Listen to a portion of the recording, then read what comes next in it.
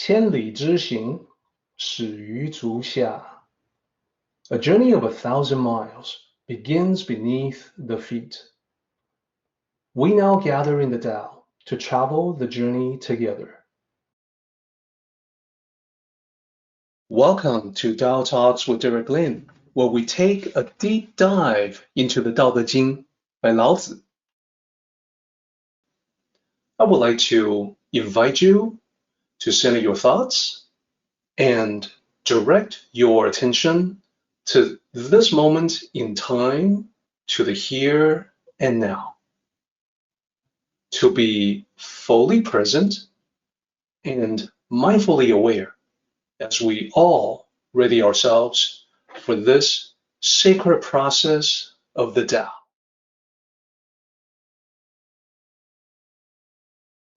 Whenever this particular chapter is taught in an authentic tradition, along with the previous chapter, 63, they talk about very similar things, and therefore the story that is used to illustrate are also similar. And the story for 64 is actually another story about the same doctor that we heard in the previous chapter, chapter 63.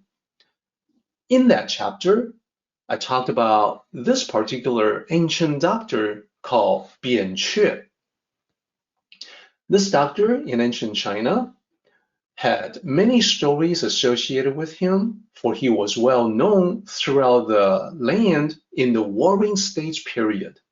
During that period of time, ancient China was split into many kingdoms, all vying, all battling against one another.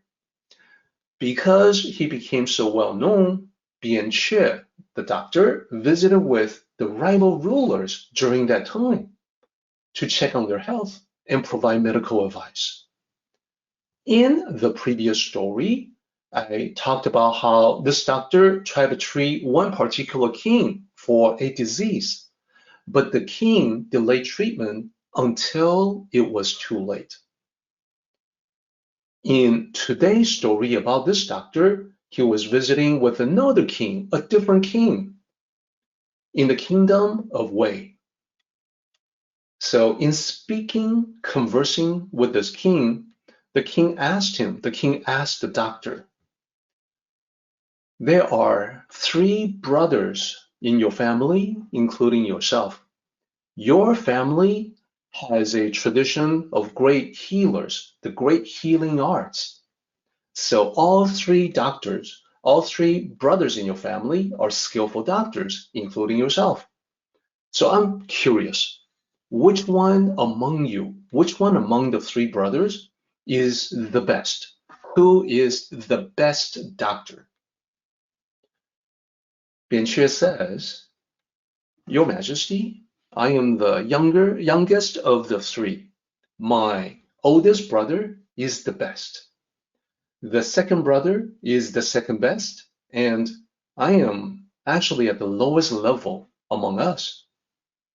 So this answer was puzzling to the king, because the king was well aware of the reputation that preceded Mencius, that he could do no wrong, that he was a divine healer, that he could bring people back from the brink of death.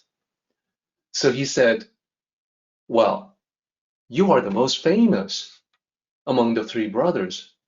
You say that you are at the lowest level, but you are the most famous. Why is that? Mencius said, Your Majesty, my oldest brother is so highly skilled that he can treat diseases before they appear. He can see what's going to happen before it actually happens. Because of that, people assume he must be unskilled. Only my family is aware of how skillful he is. My second brother treats diseases when they first appear, while the symptoms are still relatively mild. Because of that, people assume he only has the skill to treat minor diseases. So his reputation has not spread beyond my village. As for me, Your Majesty, I treat diseases when they are at their most serious and dangerous stage. People see me using all kinds of extreme measures, extreme treatments, like acupuncture, applying strong medicine on skin and flesh. They see all these extreme measures, and because of that, people assume I must have the highest level of skill. And that is why my reputation has spread throughout the kingdoms. Well said, the king replied to Bianque. He really appreciated this insight, giving the inside look at the relative skill levels of the three doctors. And it's also kind of surprising because the one that is the least known is actually at the highest level. So what it says, what the story tells us, is that the best doctor treats disease by preventing disease.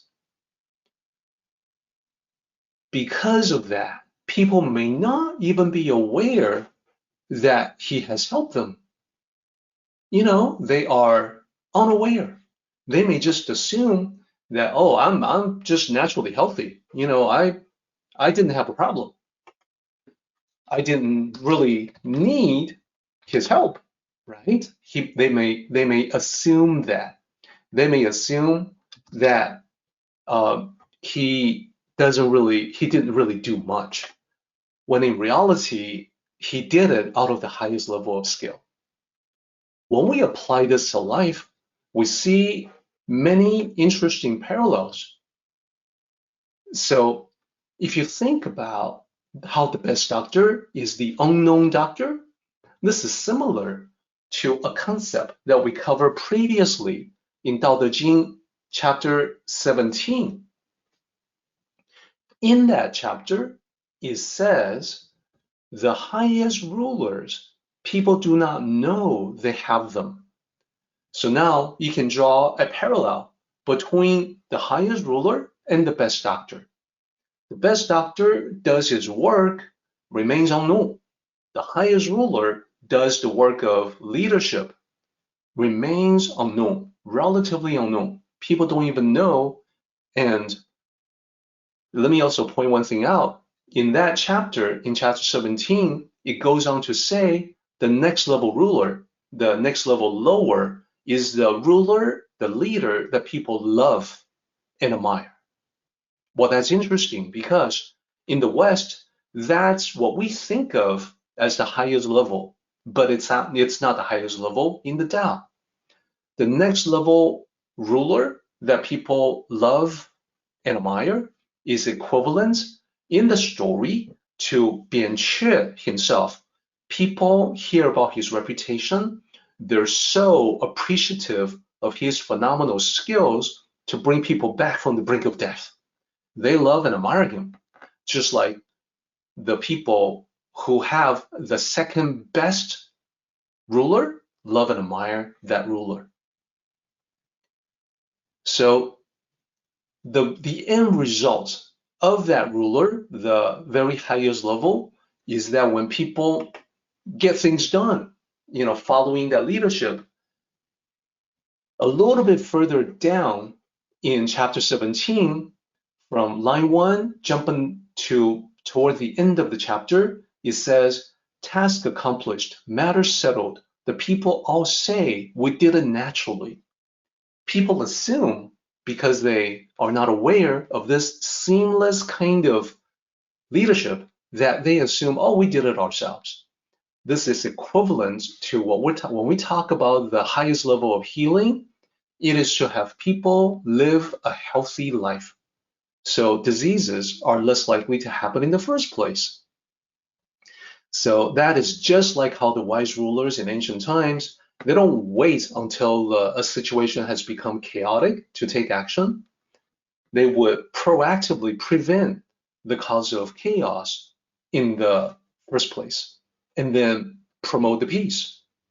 So when people live the peaceful life, they just naturally assume that, oh, we're not gonna have chaos because we're naturally peaceful. They don't realize the work that's gone in to prevent the chaos from manifestation. So that's the idea behind this particular chapter.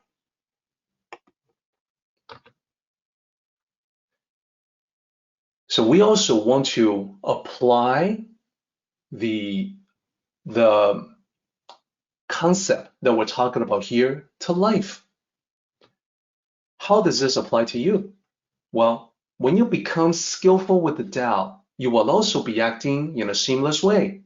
You start figuring out that not everything you do has to be obvious, has to be advertised. You can just do what needs to be done. Whether it becomes known is of secondary concern. Therefore, people may not realize that you have helped them, and that's totally fine. You don't need that external validation. You don't have that egocentric mindset that thrives on that type of adulation.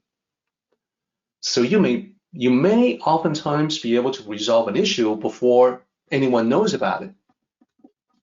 And only the people who are conversing with the Tao, who understand the Tao, will know what you have done. They will see it. They will be like, oh, okay, that's it. Very skillful application of the Tao. So this is the ideal state for a Tao cultivator, is to be able to apply this concept to our lives. How do we do that? Well, as I said before, Lao Tzu has the specific ways to instruct us on how to do it. And in this chapter, it says, act on it when it has not yet begun. What this means is that you have to start out being observant, you have to be perceptive, and you have to be aware. You have to be able to sense when a problem has not yet begun but can potentially manifest. And that is the time that you take action. So then, in the early stages, when the problem is just beginning, you want to treat it when it is not yet chaotic. So this is what we see in this chapter. These are the two lines taken directly from the chapter. This is how we can get to that state so that in life you become like the highest level ruler or the best doctor, except that it applies to areas other than leadership and medical help. So let's go ahead and summarize everything that we have talked about so far. The idea is very simple. There's the best doctor in our story. It corresponds with the highest ruler, and that further corresponds with you and me as cultivators of the Tao. So the best doctor, they will seek to promote good health. And the purpose for doing that is to prevent diseases. That makes sense. Then the highest ruler, they will promote peaceful society. That corresponds with good health. And why do they do that? It is because they wish to prevent chaos, social unrest. So how do we apply that to life? Well, the Tao cultivator would be interested in promoting harmony in life. Why is that? Well, it's the best way to prevent problems. It's the best way to head off contention. So then, once again, we get back to the two lines from Lao Tzu. This is exactly how we should live. Lao Tzu has given us plenty of examples, a lot of hints. It is up to us to understand, to get it, and to incorporate it into our lives.